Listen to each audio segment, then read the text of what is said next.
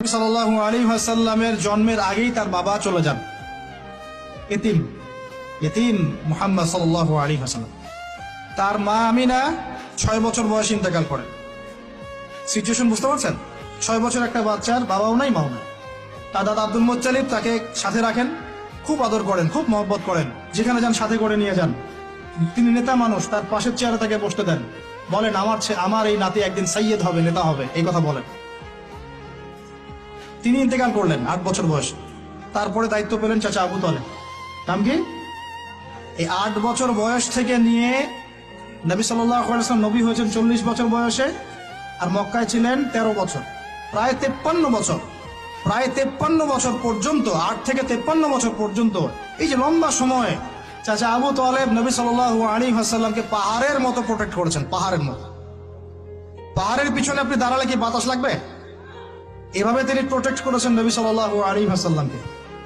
তার সন্তানদেরকে যা খাওয়াতেন তার চেয়ে ভালোটা নবীকে খাওয়াতেন সাল্লাল্লাহু আলাইহি ওয়াসাল্লাম। স্পেশাল রান্না তৈরি করে তাকে ডেকে নিয়ে বসতেন, কারণ এতিম ছেলে, মনে কষ্ট আছে, হয়তোবা সবার সামনে বলতে পারে না, ব্যাপারটা বুঝেন না? তিনি এইভাবে ট্রিট করতেন। এমনকি নবী হওয়ার পরে আল্লাহর নবী সাল্লাল্লাহু আলাইহি ওয়াসাল্লামের বিরুদ্ধে পুরা সমাজ চলে গেল। কেউ গালি দেয়, কেউ বলে সাহের, কেউ বলে কাযযাব, কেউ বলে ফারিকুল জামা। মানুষ গালিগালাজ শুরু করলো, নিন্দা গীবত তহমত শুরু করলো, অর্থনৈতিক বয়কট শুরু করলো, সামাজিকভাবে বয়কট করা শুরু করলো। এমন কোনো অত্যাচার নাই যা নবী সাল্লাল্লাহু আলাইহি ওয়াসাল্লামকে করা হয় নাই। বুঝতে পারছেন কথা? এইরকম একটা সিচুয়েশনেও চাচা আবু তালেব তিনি বলছেন, তারা তোমার দিকে আসতে পারবে না দলে দলে যতদিন আমি আবু তালেব দাফন হচ্ছি না মাটির তলে। কথা বুঝতে পারছেন? তারা তোমার দিকে আসতে পারবে না দলে দলে যতদিন আমি আবু তালেব দাফন হচ্ছি না মাটির তলে। এইরকম মানুষ চাচা আবু তালেব। মানে আমরা যারা এখানে উপস্থিত আছি, বাংলাদেশে 16 কোটি মুসলমান, সারা বিশ্বের যে এত কোটি মুসলমান, তার মধ্যে বেশিরভাগ মানুষকে যদি আপনি এক পাল্লায় রাখেন, চাচা আবু তালেবের অবদানটাকে আরেক পাল্লায় রাখেন, ওই পাল্লা ভারী হবে ইনশাআল্লাহ। কিন্তু শেষ পর্যন্ত চাচা আবু তালেব কালিমা লা ইলাহা ইল্লাল্লাহ করতে পারলেন না। কথা কি বুঝতে পারতেছেন ভাই?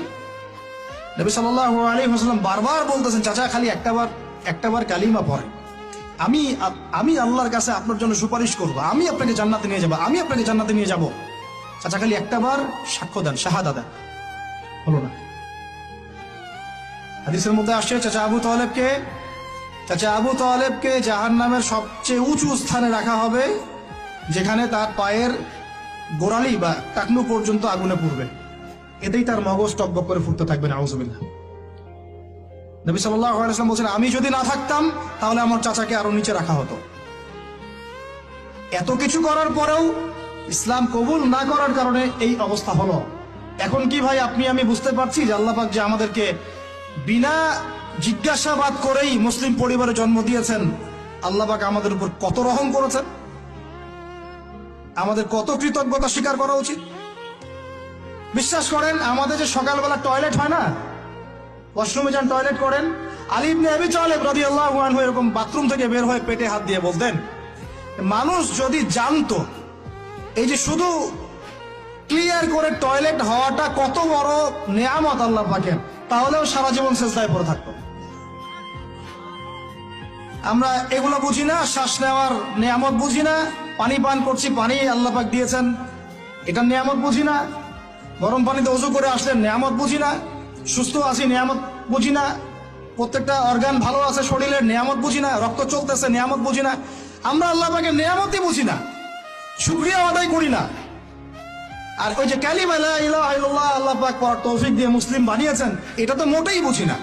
কত বড় নেয়ামত আল্লাহ দিয়েছেন আর কত ইহসান আল্লাহ করেছেন, এইটা